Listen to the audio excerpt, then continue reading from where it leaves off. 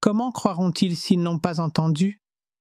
Et comment entendront-ils sans prédicateur? Selon qu'il est écrit qu'ils sont beaux les pieds de ceux qui annoncent la bonne nouvelle. Lisons maintenant la parole de Dieu dans Psaume chapitre 20. Au chef des chantres. Psaume de David.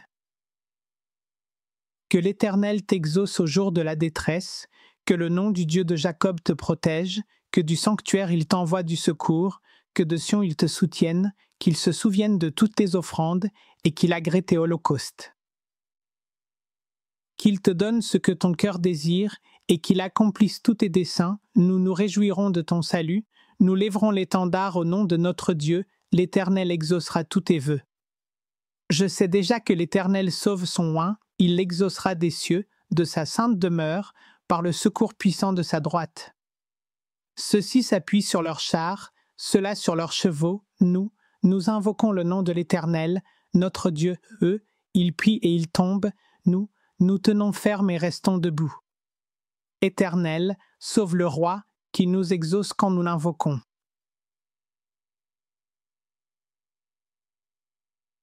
Romains chapitre 5. Fruit de la justification par la foi. Étant donc justifiés par la foi, nous avons la paix avec Dieu par notre Seigneur Jésus-Christ, par lui nous avons aussi, par la foi, accès à cette grâce dans laquelle nous demeurons fermes, et nous nous glorifions dans l'espérance de la gloire de Dieu.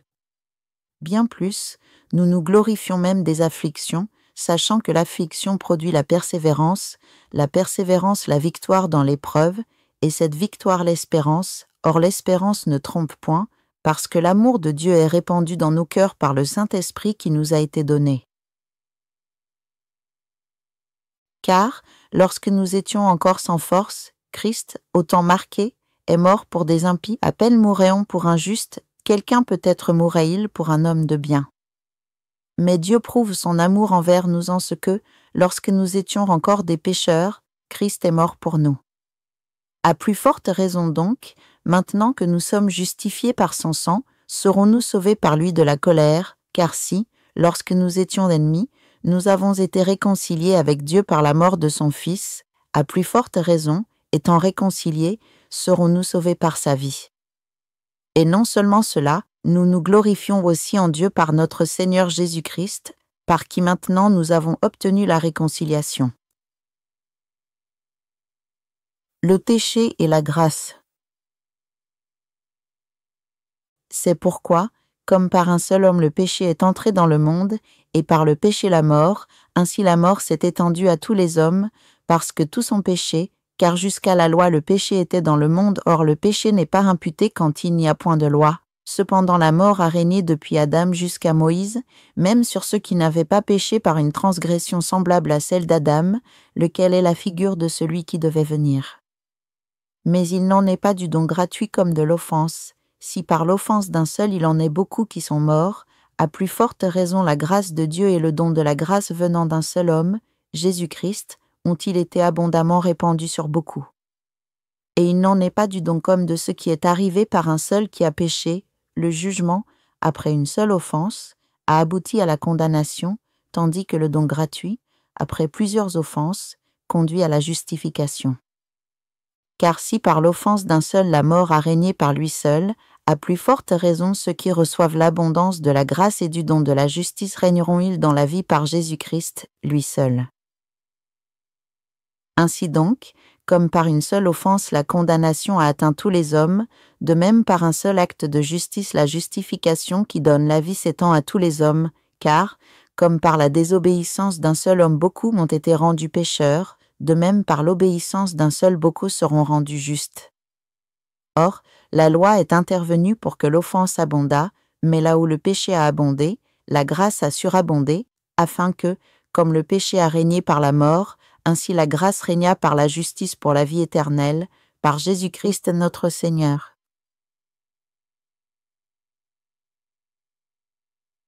Se réjouir chaque jour. N'aie pas peur, la joie est une décision.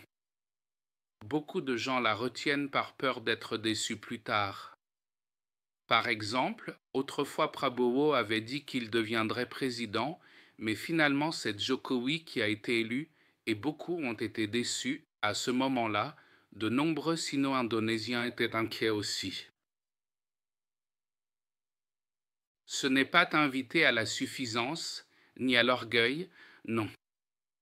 La joie, c'est parce que tu décides d'être dans la joie, parce que tu crois qu'il y a du bon là-dedans. Oui. En fait, quand j'étais en vue de 2021 à 2022, tout le monde s'inquiétait, certains jubilaient bien fait, mais d'autres disaient « Et, papa, on fait quoi?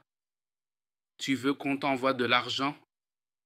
Autrefois, à Bali, un entrepreneur chrétien m'a dit « Si chaque mois il te faut quelque chose, pas de souci, je peux t'aider, et puis il y a l'allocation du gouvernement. » Je lui ai répondu « Si j'ai besoin, je te dis pour l'instant non. » Parce qu'en tant que demandeur d'asile, à l'époque je recevais 600 € par mois. Pourquoi pouvais-je me réjouir quand tout le monde était en stress? Parce que je savais qu'il y avait du bon là-dedans. Oui, quand tous s'inquiétaient, avaient peur, et que même famille et proches coupaient les ponts tout en demandant de mes nouvelles, moi je choisissais la joie, je restais tranquille. Comme s'il n'y avait pas de problème, j'étais dans la joie. J'ai même fait exprès, un peu, alors quoi? Que ça fasse du bruit, que ça s'agite, même si on me retire le passeport, tant pis. Au milieu de la persécution et de la souffrance, j'étais très dans la joie. N'est-ce pas? Comme gros lot. En plein dur, en plein harcèlement. Pourquoi je peux faire ça? Parce qu'il y a une récompense. Parce que je sais que c'est effrayant d'être pourchassé, mais je reste vigilant. Ce n'est pas de l'imprudence, ni de la légèreté, encore moins du déni. Je suis prudent. Par exemple, Pacius, bien qu'il connaisse mon adresse, la garde pour lui, pas comme Judas qui divulgue les adresses des autres. Entre nous, on protège nos vies privées, on attend que tout soit réglé pour parler. Ce n'est pas de la fanfaronnade. La joie n'est pas de la superbe, c'est savoir qu'il y a du bon. Et on le sait par la foi, quand on avance avec un cœur ferme, la joie vient. Même poursuivi par la police, par des extrémistes, chahutés de partout, on garde la joie, car là-dedans il y a du bon. Qui le sait? Dieu et moi. Je sais où mène ce chemin. Au milieu des attaques et des insultes, je n'ai pas l'amertume, je suis normal, même souriant, les médias disaient que je souriais. Pourquoi craindre? Pourquoi se mettre la pression? Réjouis-toi, car je crois qu'au cœur de l'épreuve, de la persécution, des insultes, Dieu me prépare du bon, je le sais vraiment. Et le résultat? En bref, je suis devenu citoyen. En bref, mon dossier d'asile a mené à la nationalité néerlandaise à une vitesse record. Beaucoup disaient, tu fais partie des plus rapides, d'ordinaire il faut 10 ans. Nous, moins de 5 ans, tout était réglé. Ça rapporte la joie et aussi une assurance. Je suis citoyen des Pays-Bas et je suis citoyen du ciel. Pourquoi peux-tu te réjouir? Parce qu'il y a assurance. Voilà pourquoi, quand tous pensaient que ton asile sera rejeté, ta demande refusée, moi, j'avais la tête haute et le cœur assuré. Les Je sais tout parlaient, Rudy Johan, cet AMJ, Azari Fudin et Alanso, toute une bande. Tu vois, il a été imprudent, bien fait pour lui. Des gens qui croient tout savoir. Ce genre de suffisance blesse. Dans l'épreuve, ils pointent du doigt. tu n'es plus spirituel, tu as quitté Dieu, c'est parce que tu es comme ci, comme ça. Or, quand la tempête souffle, il faut discerner, vient-elle du ciel ou de l'enfer? Si tu sais qu'elle vient du ciel, réjouis-toi, car cette bourrasque te conduit au pays promis. Mais si elle vient de l'enfer, alors attriste-toi, repens-toi, confesse. Si la tourmente vient de ton injustice, de ton manque de sainteté, de ta vie tordue, ne te réjouis pas, afflige-toi pour tes péchés, demande miséricorde et pardon. Mais si tu sais, si tu es sûr que la tempête vient du ciel, fais confiance. Dieu te guide, l'ange de la tempête, c'est le Seigneur lui-même qui te conduit vers le pays promis. Voilà pourquoi tu dois discerner d'où vient la tempête, quelle est cette épreuve, cet ouragan. Ne te glorifie pas si tu souffres pour tes fautes. Si tu es en prison pour escroquerie, pour meurtre, pour crime, l'assume, ne parade pas.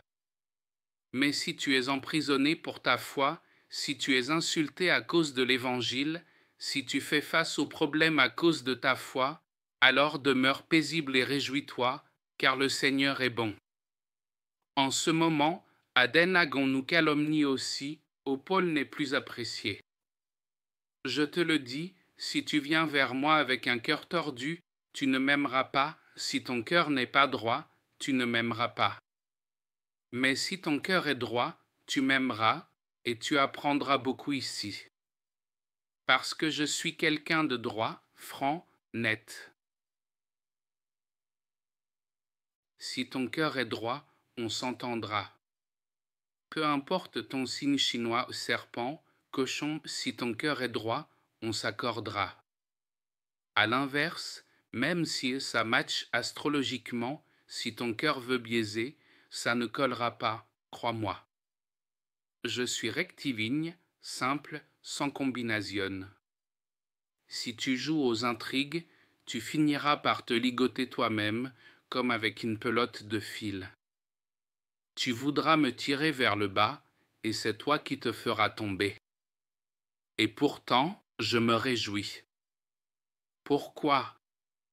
Parce que ces épreuves, ces calomnies, ces injures et ces mensonges finissent par tourner à ton bien. Certains me menacent, je vais tout révéler. Eh bien, vas-y, dis-le. Tu veux que je le dise moi-même? Ils croient que j'ai peur? Fais-le, je n'ai aucun secret. Dis ce que tu veux et ensuite, règle ça avec Dieu. Résultat, il ne révèle rien. Tu penses que j'ai des secrets? Je n'en ai pas. Que veux-tu révéler? Au bout du compte, tout peut se retourner contre toi.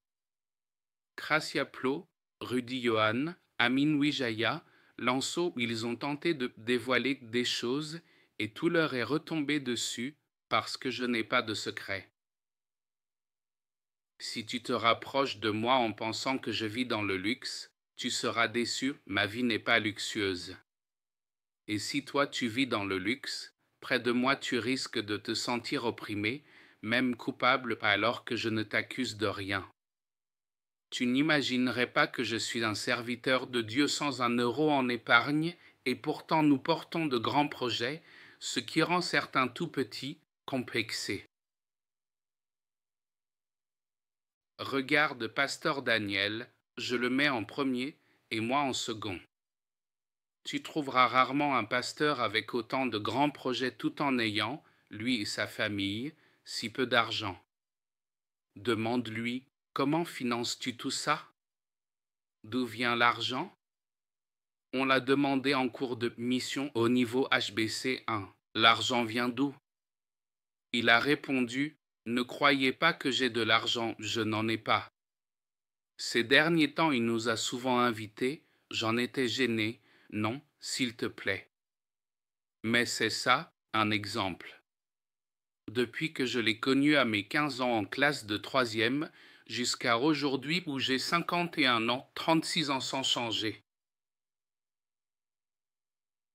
J'apprends donc la constance. N'aie pas peur. Notre sujet de gloire, ce n'est pas d'être fortuné, ni d'être riche, ni d'être des gens bien, ni d'être des héros. Je suis un ancien détenu de séjour en prison. Nous ne nous glorifions pas de ce que nous aurions d'admirable. De quoi me vanterais-je? Va demander à la police mon dossier. Je dis souvent, labourer, je ne peux pas, mendier, j'en ai honte, je ne sais faire que cette chose-là.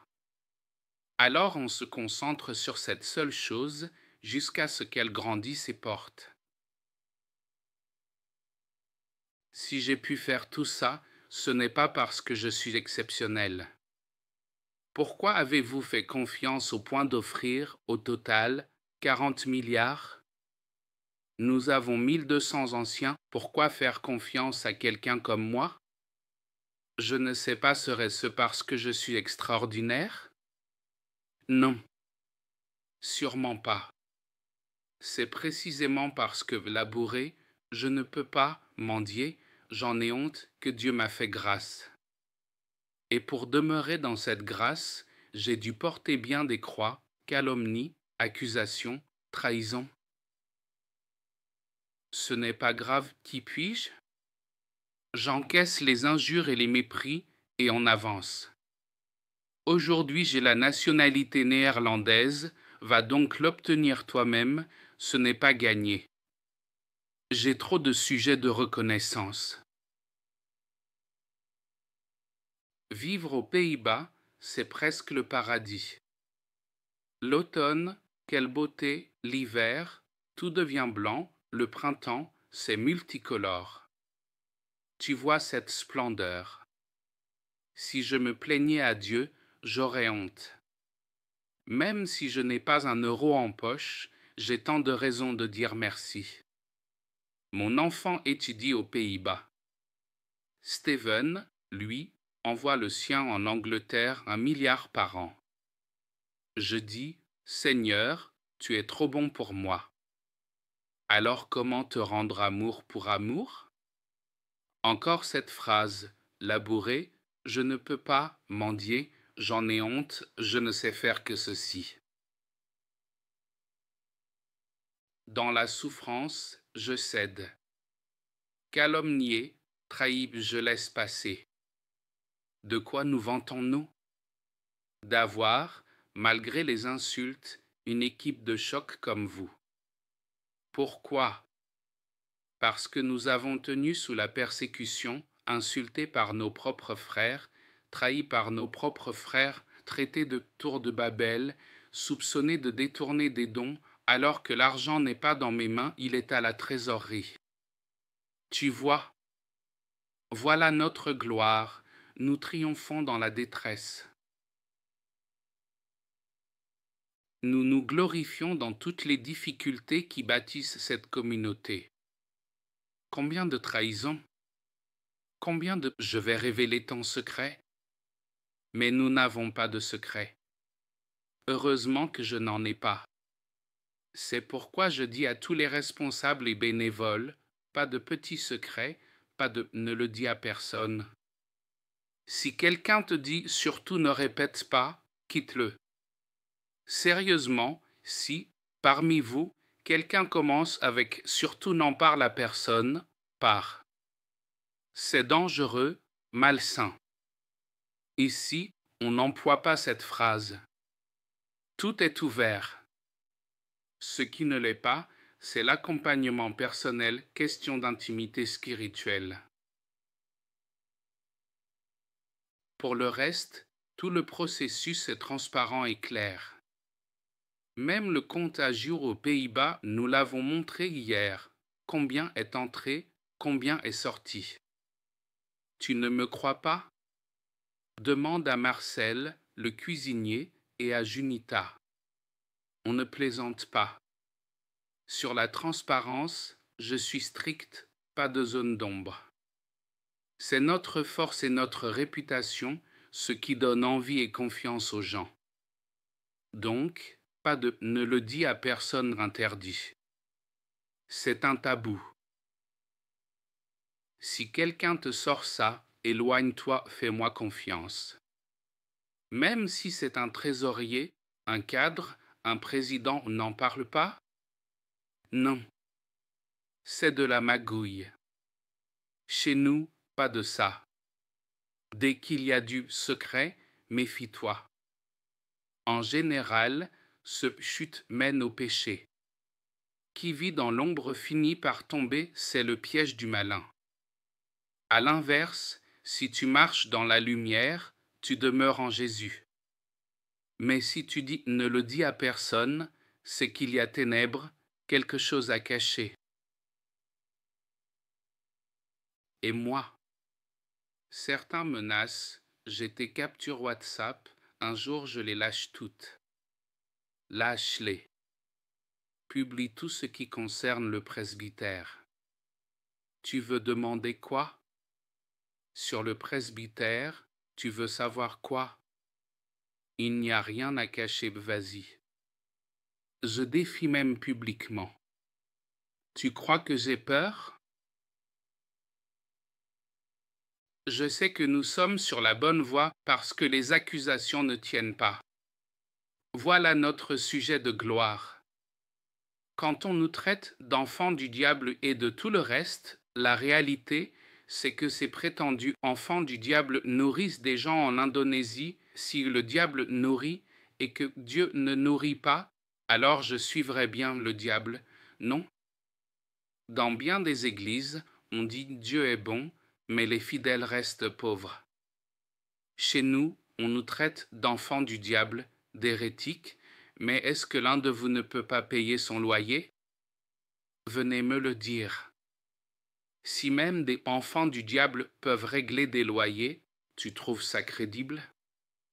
Ce n'est pas mon argent, c'est le nôtre. Les offrandes reviennent vers vous, en nourriture, en cadeau de Noël. Voilà les œuvres du diable, disent-ils. Pendant que chez Dieu, les fidèles peinent. Moi, je préfère suivre le diable qui nourrit plutôt que le spirituel où le pasteur est riche et les fidèles pauvres. Réfléchis. Peut-être que ce que tu appelles hérésie est bon et que ce que tu nommes orthodoxe est diabolique. Nous vivons l'ère post-vérité, on renverse le vrai. Tu traites les témoins de Jéhovah d'hérétiques, mais jusqu'à aujourd'hui, dans le monde entier, chez eux pas de jeu d'argent, pas de divorce, pas de relations homosexuelles, pas de vie luxueuse. Alors que dans bien des églises très orthodoxes, les pasteurs divorcent et se remarient, certains sont homosexuels, beaucoup vivent dans le luxe. Tu veux suivre quoi? À choisir, je préfère que tu ailles chez les témoins de Jéhovah plutôt que dans ces églises où le pasteur est richissime, polygame, divorcé remarié et vit de travers. Et nous, quand tu sortiras de là, viens avec nous, marche avec nous. Évidemment, chez les témoins de Jéhovah, il y a un souci, si tu pars, tu es mis au ban. Voilà le problème.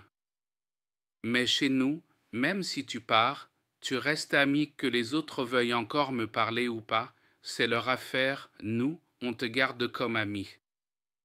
Bref, j'explique pourquoi nous nous glorifions au milieu des accusations, parce que rien n'est avéré ni détournement d'offrande, ni persistance dans l'immoralité, ni criminalité. Aujourd'hui, ai-je détourné un seul centime? Non qu'au contraire, je donne. Quand quelqu'un décède, je tâche de donner le plus. Parfois j'ai raté 2, 3, peut-être 4 fois parce que le compte BNI était vide, archi-vide, je ne pouvais rien envoyer, même pas à la famille, c'était vide. Cette période-là, on a eu plusieurs fois pas de nouvelles classes, donc les fonds se sont épuisés.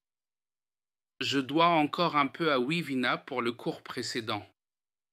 Mais dès que j'ai de quoi, je commence par les funérailles, parce que je n'oublie pas comment vous m'avez aidé quand ma mère est partie.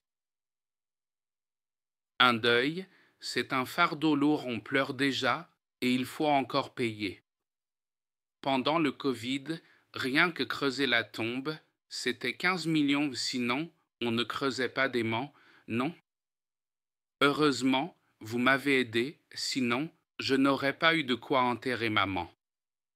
Merci aussi aux cousins et cousines, on s'est tous réunis et même la pierre tombale a pu être faite. Souviens-toi, quand quelqu'un meurt, ne tarde pas, aide tout de suite. Je n'aime pas voir traîner les dons funéraires, la famille est en détresse. Et au milieu de tout ça, nous restons solidaires à nous entraider, colis alimentaires, loyers, divers besoins. Jusqu'à aujourd'hui, nous collectons encore pour des chaussures de Noël pour les enfants. Ce n'est pas parce que nous sommes bons, c'est parce que nous partageons la souffrance. Voilà notre gloire, il y a détresse et pression. La théologie biblique est une théologie de la souffrance, la théologie de la croix. Suivre Jésus, c'est la croix, pas être stylé et mener une vie luxueuse. Même si tu ne gardes pas tout, tu partages. C'est ça, la croix, donner. Moi aussi, souvent, j'aimerais acheter de belles choses, mais je pense à celui qui en a plus besoin et je n'y arrive pas, alors je donne. Cette pensée revient, je me fais plaisir pendant que quelqu'un peine. C'est ce que je garde en tête. Pasteur Daniel vit comme ça. En Papouasie, sa maison est simple, même les fauteuils et le lit sont simples. Ici, on l'a vu, hier, il a acheté des chaussures autour de 60 € du simple, du pratique. J'ai failli prendre les mêmes, puis je me suis ravisé. C'est beau quand on a des modèles comme le Christ. Imitez-moi comme j'imite le Christ, nous nous glorifions dans la souffrance, dans la persécution, dans la calomnie, dans l'injure en continuant de faire le bien, en donnant de bonnes réponses. Que le Seigneur Jésus vous bénisse. Merci.